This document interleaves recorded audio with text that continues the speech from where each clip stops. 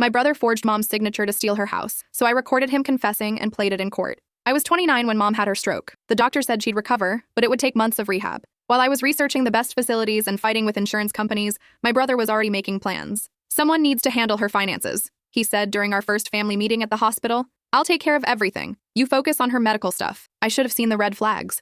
The way he insisted on being her power of attorney. How he suddenly became the perfect son, visiting daily with flowers and concerned expressions for the nurses. How he'd pat mom's hand and speak loudly about being there for her. But I was drowning in medical bills and therapy schedules, grateful someone else was handling the endless paperwork. Mom had always been sharp with money. She balanced her checkbook to the penny and knew every detail of her finances. Seeing her struggle to remember basic words broke my heart, but I assumed her assets were safe. 3 weeks later, Mom called me crying from her rehab facility. They're saying I don't own my house anymore, she sobbed. The bank called asking about utilities for the new owners. I don't understand what's happening. My blood went cold. Mom had owned that house for 37 years. Dad built it himself before he died. Every board and nail placed with love. It was paid off, worth $340,000, and the only security she had left. I drove straight to the county records office, my hands shaking as I filled out the property search forms. The deed transfer was dated 2 weeks ago. Mom's signature looked perfect. Too perfect. I'd seen her handwriting after the stroke. It was shaky, uneven, barely legible. This signature was flawless, identical to her pre-stroke penmanship.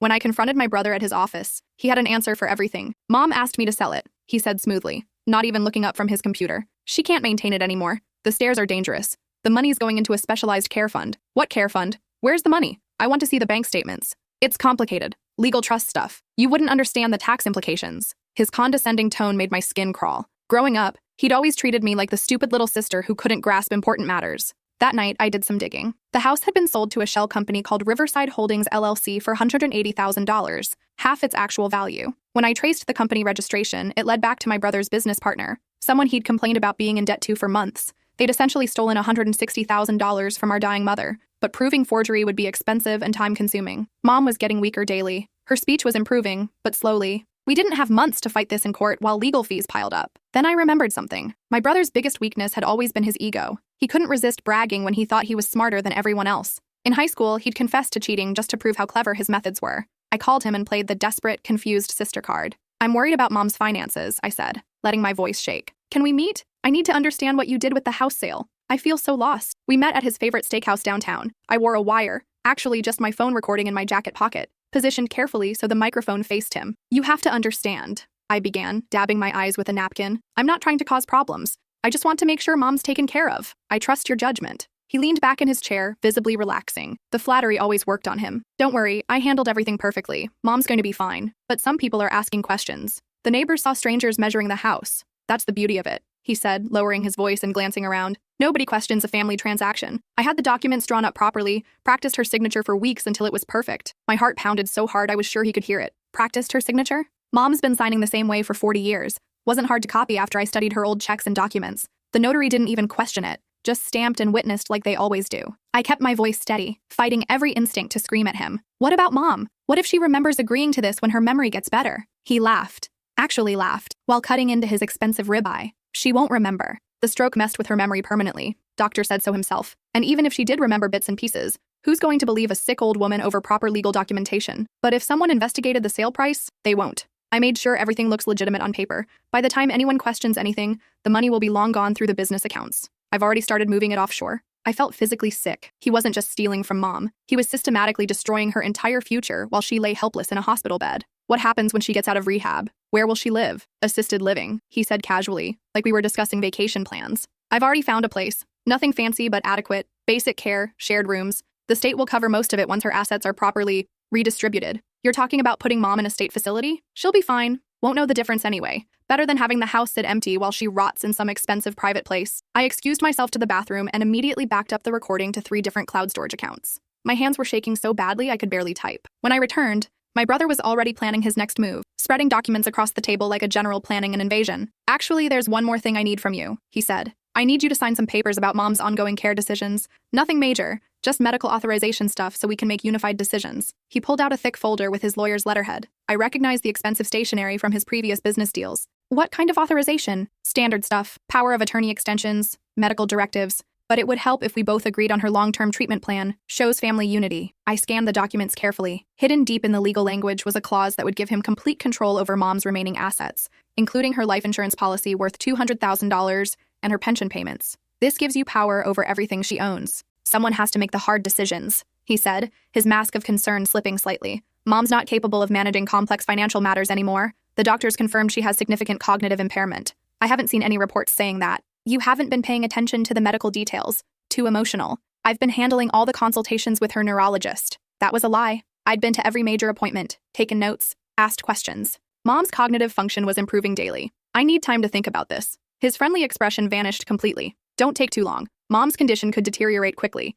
We need to act fast to protect what's left of her assets. And frankly, if you're not going to be helpful in this process, I can handle everything myself. The threat was clear. Sign or be cut out entirely. I left the restaurant with enough evidence to bury him, but I needed more. I needed to document the full scope of what he'd done and understand how deep this conspiracy went. Over the next week, I played detective. I visited the notary who'd witnessed Mom's signature. She was a pleasant elderly woman who worked out of a small office near the courthouse. "Oh yes, I remember that transaction," she said when I mentioned the date. Lovely man. So devoted to his mother. You could tell he really cared about her welfare. Was my mother able to communicate clearly during the signing? Well, she seemed a bit confused, kept looking around like she wasn't sure where she was, but her son explained she'd had a small medical procedure and was still groggy from the medication. He was very patient with her. My stomach dropped. She was there? Oh yes, sitting right beside him, though she mostly just stared out the window while he handled all the talking. He explained everything to her very carefully, made sure she understood what she was signing. Did she say anything? Not much. When I asked if she understood the transaction, she just nodded. Her son said she was usually more talkative, but the medication made her sleepy. I wanted to scream. He'd actually brought Mom to witness her own fraud, using her stroke symptoms to make her seem merely confused, rather than completely incapacitated. I checked Mom's medical records from that day. She'd been heavily sedated for a cardiac procedure that morning. There was absolutely no way she could have legally consented to anything, let alone a major property transaction. I also discovered my brother had been stealing from Mom for months before the stroke. Small amounts at first, $500 here for house repairs, $200 there for medical equipment, always with detailed explanations and forged receipts. By the time of her stroke, he'd already taken nearly $30,000 from her checking account. But the restaurant recording was my smoking gun. I hired a lawyer specializing in elder abuse and financial fraud. Catherine Williams had handled dozens of similar cases and came highly recommended by the victim advocacy group I'd contacted. She listened to the recording twice, her expression growing darker each time. "This is one of the clearest cases of elder fraud I've ever encountered," she said, leaning back in her chair. "We can not only reverse the property sale, but pursue serious criminal charges. Federal charges, given the interstate banking involved. How long will it take? With this evidence? Weeks, not months. The recording alone proves criminal intent to defraud. Combined with the medical records showing your mother's incapacity, this is an open and shut case. What about the money he's already moved? We'll file emergency motions to freeze all related accounts and trace any transferred funds. The courts take elder abuse very seriously, especially when it involves family members exploiting medical conditions. We filed emergency motions that afternoon to freeze all transactions related to the property sale and return Mom's assets to her control. We also submitted the recording and supporting evidence to the district attorney's office for criminal prosecution." My brother's response was swift and vicious. He called me at 6 a.m. the next morning, screaming into the phone. "You betrayed your own family. Do you have any idea what you've done to me? I protected our mother from a thief." "Thief? I was securing her assets. Do you think that house was going to take care of itself? Do you think money just appears when someone needs long-term care? You forged her signature and stole her home. I saved the family from financial ruin. My business was going under because of loans I took out to help Mom when Dad died. This was payback for years of sacrifice." The delusion was breathtaking. "You sacrificed nothing. I was the one taking care of them both. You've destroyed everything. The business deals, the partnerships, it's all falling apart. My reputation is ruined. Good. This will destroy me financially. I'll lose my house, my practice, everything. You should have thought about that before you stole from a stroke victim. She's going to die anyway. At least this way the money stayed in the family instead of going to some corporate care facility." I hung up and immediately sent that conversation to my lawyer as additional evidence of his callous attitude toward Mom's life. The emergency court hearing was scheduled for the following Thursday. Mom was stable enough to attend, though she needed a wheelchair and oxygen support. Her speech therapist had been working with her on clearly articulating key phrases for her testimony. My brother showed up with a team of expensive lawyers from the city's most prestigious firm. They'd clearly spent serious money on this defense, which made me wonder where that funding was coming from. His lead attorney, a sharp-faced woman in a $3,000 suit, argued that Mom had been competent during the sale, that the recording was obtained without proper consent, and that I was manipulating a vulnerable woman for my own financial gain. "Your Honor," she said in practiced courtroom tones, "the plaintiff's daughter has a history of financial instability and has been pressuring her family for monetary support. This appears to be a calculated attempt to gain control of valuable assets by exploiting her mother's temporary medical condition." I felt my face burn with anger. They'd actually investigated my personal finances and were trying to paint me as the greedy one. Then my lawyer stood up and played the recording. The courtroom went dead silent as my brother's voice filled the air, bragging about forging signatures and hiding money in offshore accounts. I had the documents drawn up properly, practiced her signature for weeks until it was perfect. His lawyers visibly cringed, one of them actually putting his head in his hands. "Mom's been signing the same way for 40 years. Wasn't hard to copy after I studied her old checks and documents. The judge's expression turned to stone as the recording continued. The notary didn't even question it, just stamped and witnessed like they always do. When we reached the part about moving money offshore and putting Mom in state care, his lead attorney frantically scribbled notes and whispered urgently in his ear, "She won't remember." The stroke messed with her memory permanently. And even if she did remember bits and pieces, who's going to believe a sick old woman over proper legal documentation? The recording ended in complete silence. You could hear the air conditioning humming and someone's watch ticking in the gallery. My brother's legal team asked for an immediate recess. I watched through the glass doors as they had what looked like a heated argument in the hallway, with lots of finger pointing and head shaking. They returned 15 minutes later with a completely different strategy. "Your Honor, my client wishes to make a statement to the court." My brother stood up, pale and sweating despite the cool courtroom air. I made a serious error in judgment. I was trying to protect my mother's assets from potential exploitation, but I realize now that my methods were completely inappropriate and illegal. The judge was not impressed with this sudden change of heart. "Mr. Thompson, are you admitting to forging your mother's signature on legal documents?" A long, painful pause. "Yes, Your Honor." "And to fraudulently transferring property worth over $300,000 without the owner's knowledge or consent?" "Yes, Your Honor." "And to deliberately moving the proceeds offshore to avoid detection by authorities?" "Yes, Your Honor." "And these actions were taken while your mother was medically incapacitated and unable to protect her own interests?" "Yes, Your Honor." The judge immediately ruled in our favor. The house sale was declared void and fraudulent. All transferred funds were to be returned within 48 hours or face additional contempt charges. My brother was ordered to pay all legal fees, court costs, and damages. But this was just the civil case. The criminal prosecution was about to begin. 3 days later, federal agents raided my brother's office and home simultaneously. They found evidence of the offshore accounts, multiple copies of forged documents, and email communications with his business partner detailing the entire fraud scheme. They also discovered he'd been running similar scams on elderly clients of his financial planning business, using their medical conditions and family trust to steal retirement funds. He was arrested on charges of elder abuse, forgery, wire fraud, money laundering, and running a continuing criminal enterprise. The charges carried a potential sentence of 25 years in federal prison. At his arraignment, I sat in the gallery next to Mom, who insisted on attending despite her ongoing recovery. "I never thought my own son would do this to me," she whispered as they read the charges. "Neither did I, Mom. Neither did I." His business partner, facing identical charges plus tax evasion, quickly agreed to cooperate with federal prosecutors in exchange for a reduced sentence. It turned out they'd been planning to flip Mom's house immediately for a quick profit, keeping the entire $340,000 value while leaving her homeless and destitute. The investigation also revealed that my brother had been forging Mom's signature on other documents for years: insurance forms, bank authorizations, even her will. He'd systematically positioned himself to inherit everything while cutting me out completely. During the federal trial, the prosecution played the restaurant recording for the jury. Watching 12 strangers listen to my brother casually describe stealing from his stroke victim mother was surreal and heartbreaking. His new defense team, court-appointed since his assets were frozen, tried to argue diminished capacity, claiming the stress of Mom's illness had affected his judgment and decision-making ability.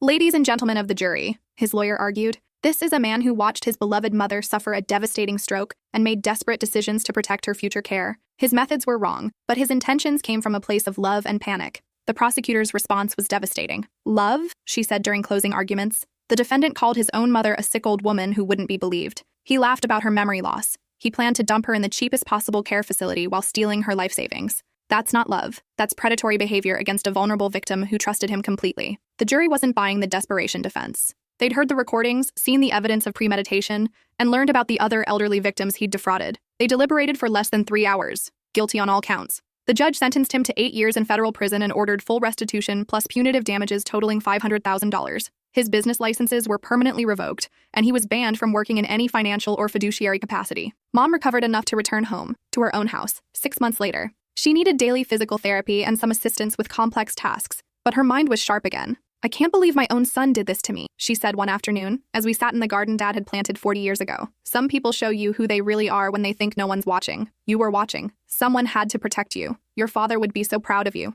and so ashamed of him." The house became a symbol of family strength rather than betrayal. Mom decided to stay there for the rest of her life, with round-the-clock care funded by the restitution payments. A year later, I received a letter from federal prison. My brother wanted to apologize, to explain that he'd gotten in over his head with gambling debts and bad business investments, and saw Mom's assets as a temporary solution that somehow spiraled out of control. He claimed he'd planned to pay everything back once his business recovered. I read the first paragraph and threw the rest away. Some apologies come too late to matter. The trial had revealed the full scope of his crimes. Over 5 years, he'd stolen nearly $800,000 from elderly clients, forged dozens of documents, and destroyed multiple families' financial security. The temporary solution excuse rang hollow when prosecutors showed the jury evidence of offshore accounts and luxury purchases. 2 years after his conviction, Mom called me with surprising news. "I've decided to donate the house to that nonprofit that helps stroke victims," she said. "They'll let me live here for the rest of my life, then convert it into a recovery center." Are you sure? This house means everything to you. I want something good to come from all this ugliness. Your father built this place with love, and I want it to keep helping people after I'm gone. He would be proud of that decision. He would. He always said family should protect and lift each other up, not tear each other down for money. The nonprofit was thrilled. They'd create a residential program for stroke survivors who needed intensive rehabilitation but couldn't afford private facilities. My brother will be eligible for parole in 6 years. I doubt he'll contact us when he gets out. He's burned every bridge, destroyed every relationship, and lost everything he thought mattered. His former business partner was released after 3 years and moved to another state. He sent Mom a heartfelt apology letter and repaid his portion of the stolen funds voluntarily, even though the court hadn't required it. Some people can be redeemed, Mom said when the check arrived. Others choose not to be. Sometimes I wonder if things could have been different, if I'd paid closer attention to Mom's finances earlier, if I'd questioned his sudden devotion and helpfulness sooner, if I'd been more suspicious when he insisted on handling everything alone. But then I remember that recording, the casual way he laughed about her memory loss, how he planned to dump her in the cheapest facility available while stealing her life savings, the complete absence of love or concern in his voice when discussing her future. That wasn't desperation or poor judgment. That was calculated cruelty towards someone who'd loved and trusted him unconditionally. Mom still has difficult days. The stroke changed her in ways that go beyond the physical symptoms. She's more anxious about financial matters, more suspicious of official-looking documents, more protective of her independence. But she's also stronger in some ways, more grateful for genuine kindness, more aware of her own resilience, more determined to use her remaining time meaningfully. I survived raising that boy, she jokes sometimes. I can survive anything. The Stroke Recovery Center will open next year in Dad's house. They're keeping the original structure but adding accessible features and therapy spaces. Mom will cut the ribbon at the dedication ceremony. My brother's lawyer sent one final appeal for family reconciliation last month. He's apparently found religion in prison and wants to make amends with the people he hurt. I drafted a polite response explaining that forgiveness isn't something that can be demanded or scheduled. It's something that might happen naturally over time or might not happen at all. Some relationships can survive betrayal and grow stronger. Others die the moment trust is broken, and no amount of time or apology can resurrect them. He chose to see our mother as an opportunity to exploit rather than a person to protect. That choice revealed something fundamental about his character that prison can't change. Mom and I have built a closer relationship through this nightmare. She depends on me more now, but in healthy ways. We make decisions together. We plan for her future together. We protect each other. That's what family actually means. Not shared blood or legal obligations, but the choice to put someone else's welfare above your own interests.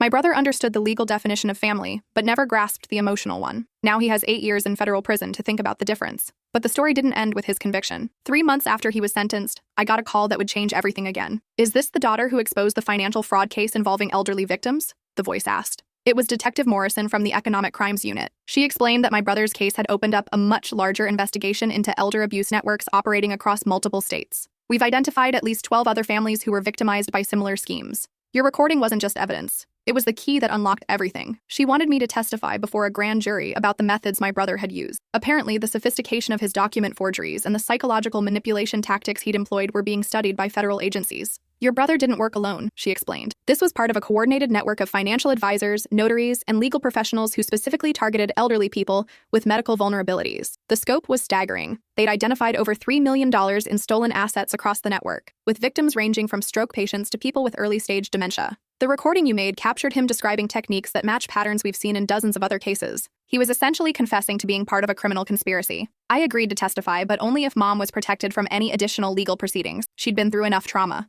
The grand jury session was surreal. Sitting in that sterile federal building, describing how my own brother had bragged about stealing from our mother, felt like recounting someone else's nightmare. But the prosecutors were building cases against 15 other individuals involved in the network. My testimony helped establish the psychological profiling methods they used to identify vulnerable targets. Your brother specifically looked for families where adult children lived far away, the prosecutor explained. Elderly people recovering from medical procedures were prime targets because they were isolated and their cognitive abilities were temporarily impaired. 6 months later, the entire network was dismantled. 11 people were convicted on federal charges. The total restitution ordered exceeded $4 million.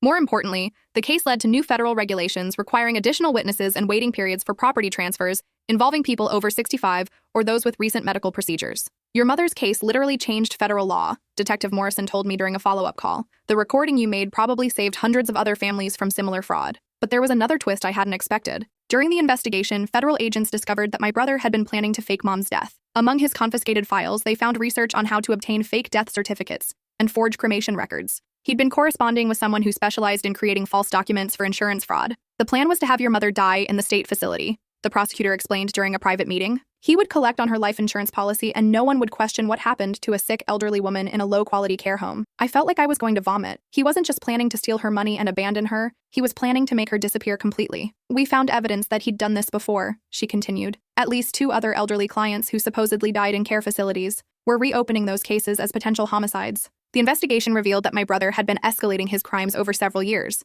It started with simple financial theft, then progressed to more complex fraud schemes, and finally to planning the ultimate crime, murdering his victims to cover his tracks. Your recording didn't just save your mother's house, the prosecutor said. It probably saved her life. When I told Mom about this discovery, she was quiet for a long time. He was planning to kill me, she finally said. Yes. My own son was planning to murder me for money. Yes. She stared out the window at Dad's garden, tears streaming down her face. I gave birth to him. I raised him. I loved him unconditionally for 35 years, and he was going to kill me. I held her hand while she grieved, not just for the son she'd lost, but for the son who had never really existed. The media attention was intense, but brief. Our story became part of a larger series on elder abuse that won several journalism awards. We didn't participate in interviews, but the case details were public record. Several families reached out to thank us for speaking up. One woman said the news coverage had prompted her to question her own son's sudden interest in her finances, leading to the discovery of similar fraud, before it progressed too far. You saved my life by saving your mother's, she wrote in a letter that made me cry. The Stroke Recovery Center opened on schedule 2 years later. Mom did cut the ribbon, though she needed a walker by then. Her physical condition had stabilized, but she was clearly aging faster than expected. The stress of everything had taken its toll. I want to see the first group of patients, she told the center director. I want them to know that recovery is possible, even after the worst betrayals. The center serves 12 residents at a time, providing intensive rehabilitation in a home-like environment. They've had a 78% success rate in helping people return to independent living, significantly higher than traditional facilities. Mom lived to see the center's 2nd anniversary. She passed peacefully in her sleep, in the bedroom Dad had built, surrounded by photos of the families they'd helped through the center. At her funeral, the center director spoke about Mom's courage in turning personal trauma into community healing. She could have retreated from the world after what her son did to her, she said. Instead, she chose to help others in similar situations. That's the definition of resilience. 3 years after Mom's death, I received an unexpected phone call. This is the Victim Services Coordinator at Federal Correctional Institution Coleman, the voice said. I'm calling about your brother. He's been diagnosed with terminal cancer and has requested to speak with you. My first instinct was to hang up, but something made me listen. He says he has information about additional victims that could help with ongoing investigations,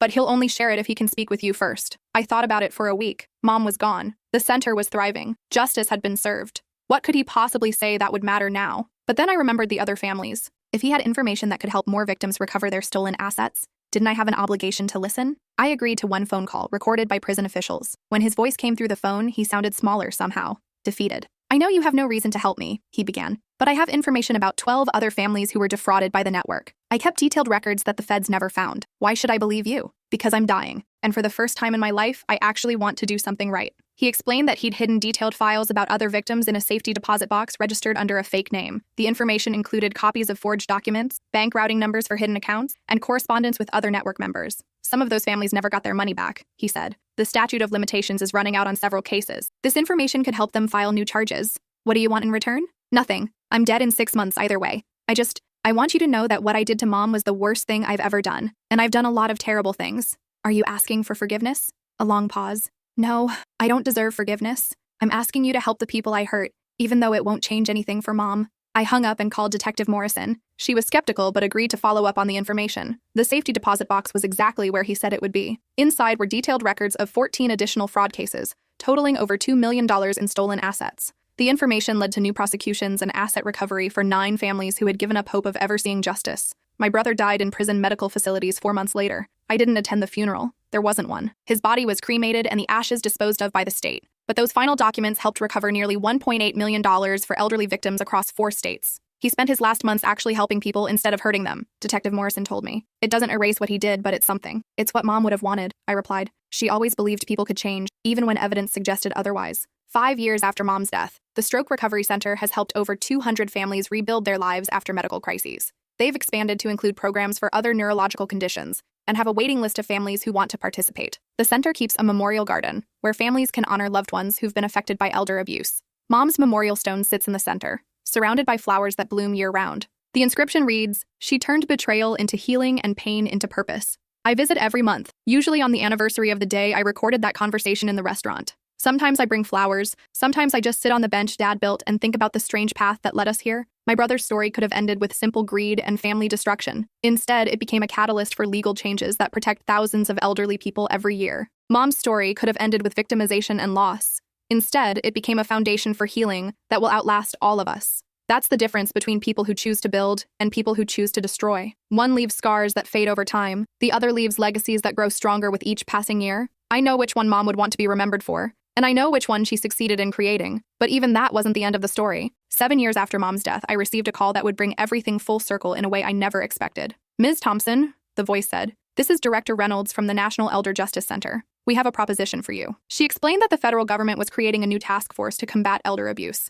using the lessons learned from cases like my brother's. They wanted me to head a new victim advocacy program. "Your background is unique," she said. "You understand both the personal devastation and the legal complexities. We need someone who can bridge that gap." The job would involve training law enforcement, developing new protocols for investigating family-based fraud, and creating support systems for victims and their families. "We're essentially asking you to turn your worst experience into a career helping others," she continued. "It's not an easy job, emotionally speaking." I thought about Mom, about the center she'd created from her pain, about the families who'd thanked us for speaking up. When do I start? The position took me to Washington, D.C., where I spent 3 years developing national protocols for elder abuse investigation. We created standardized training programs for prosecutors, established rapid response teams for complex cases, and built a database that helped identify patterns across state lines. The work was emotionally draining but deeply meaningful. Every month, I spoke with families going through experiences similar to ours. Some were just beginning to suspect fraud. Others were in the middle of legal battles. A few were trying to rebuild their lives after devastating betrayals. Each conversation reminded me why this work mattered.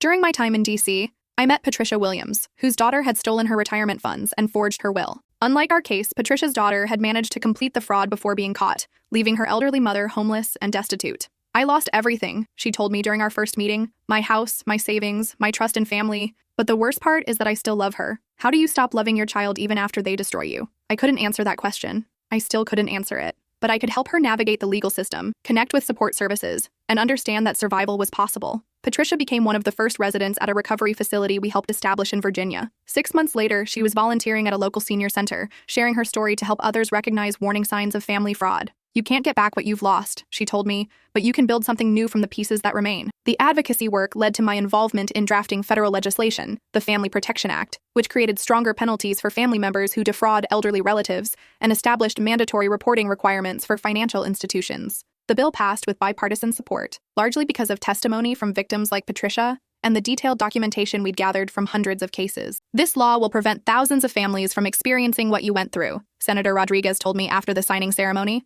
"Your mother would be proud." But the most meaningful moment came when I returned to Mom's house, now the Stroke Recovery Center, for its 5th anniversary celebration. The facility had grown beyond anything we'd imagined. They'd added a second building, expanded their programs to include traumatic brain injury rehabilitation, and created an outreach program that served rural communities across 3 states. During the ceremony, I met Mrs. Chen, an 82-year-old stroke survivor who'd been one of their first residents. "I heard about your mother," she said, gripping my hand with surprising strength. "She saved my life, you know." "How?" "My son was pressuring me to sign papers after my stroke, said it was to protect my assets. But the staff here taught me about the warning signs. I realized he was trying to steal from me, just like what happened to your mom." She'd confronted her son with the knowledge she'd gained at the center. He backed down immediately, knowing she was now educated about her rights and had support systems in place. "Your mother's story gave me the courage to protect myself," she said. "That makes her a hero in my book." As I walked through the center that evening, seeing stroke survivors working with therapists in rooms that had once been Mom's kitchen and living room, I felt something I hadn't experienced since her death: complete peace. Every terrible thing my brother had done, the fraud, the betrayal, the plan to kill Mom, had ultimately led to something beautiful and lasting. The pain he'd caused had been transformed into healing for hundreds of people. The trauma he'd inflicted had become strength for countless families. The destruction he'd planned had instead built something that would outlive all of us. That transformation didn't excuse what he'd done or erase the damage he'd caused, but it proved that even the worst betrayals couldn't ultimately destroy the power of love to create something meaningful from suffering. 10 years after recording that conversation in the restaurant, I received one final piece of the puzzle. A lawyer contacted me about my brother's estate. Apparently, he'd owned a small life insurance policy that hadn't been discovered during his trial. Since I was his only surviving relative, the $50,000 payout was legally mine. My first instinct was to refuse it. I didn't want anything from him, didn't want to benefit from his death in any way. But then I thought about the families I'd been working with, about the advocacy center that needed funding, about the victims who still needed help recovering what they'd lost. I accepted the money and donated every penny to the National Elder Justice Center, specifically to fund legal aid for elderly victims of family fraud. It's poetic justice. Director Reynolds said when I handed over the check, using his money to help the people he spent his life victimizing. The donation helped establish a legal clinic that provides free representation to elderly fraud victims. In its first year, the clinic recovered over $800,000 in stolen assets for families who couldn't afford private attorneys. They named it the Eleanor Thompson Legal Aid Clinic after Mom. Last month, I received a letter from one of the clinic's first clients, an 87-year-old man whose grandson had forged his signature to take out a reverse mortgage on his home. "Thanks to your mother's clinic, I'm back in my own house," he wrote. "I get to keep the home my wife and I built together 50 years ago. Your family's sacrifice saved mine." Today marks 11 years since I recorded my brother confessing to stealing from Mom. I'm 40 now, married to a prosecutor I met during the federal task force work, with a daughter we named Eleanor, after Mom. Little Eleanor will grow up knowing her grandmother's story. Not the painful parts. Those can wait until she's older. But the important parts. How courage in the face of betrayal can transform suffering into strength. How speaking truth can protect others from harm. How love ultimately proves more powerful than greed. The Stroke Recovery Center continues to thrive. They've helped over 400 families now, and their innovative rehabilitation model is being replicated in facilities across the country. The legal clinic has recovered over $3 million for elder fraud victims. The federal legislation has led to thousands of prosecutions and prevented countless frauds from occurring. My brother's final gift, that hidden safety deposit box, helped prosecute 12 additional criminals and recover assets for 14 more families. None of that brings Mom back. None of it erases the pain of discovering that the son she'd loved and raised for 35 years was planning to kill her for money. But it proves that even the most devastating betrayals can't ultimately triumph over the human capacity to transform suffering into healing, trauma into strength, and broken trust into protective systems for others. That's the lesson I hope my daughter learns from her grandmother's story. Not that evil doesn't exist, but that it's never the final word. Love gets the final word. Justice gets the final word. And sometimes, if we're very lucky, healing gets the final word too. Mom got to see the beginning of that healing before she died. She got to cut the ribbon on the center, meet the first residents, and know that her suffering had meaning beyond the pain. I think she would have been amazed to see how far the ripples of her courage have spread, how many lives have been changed because she chose to fight back instead of accepting victimization. My brother thought he was stealing a house. Instead, he accidentally created a legacy of protection and healing that will outlast all of us. That's the difference between people who create and people who destroy. Destroyers think in terms of what they can take. Creators think in terms of what they can give. Mom was a creator, even in her darkest moment. That's the inheritance she left me. Not money or property, but the knowledge that no betrayal is powerful enough to stop love from finding a way to heal the world. It's the inheritance I plan to pass on to Eleanor. And hopefully one day it's the inheritance she'll pass on to her children too.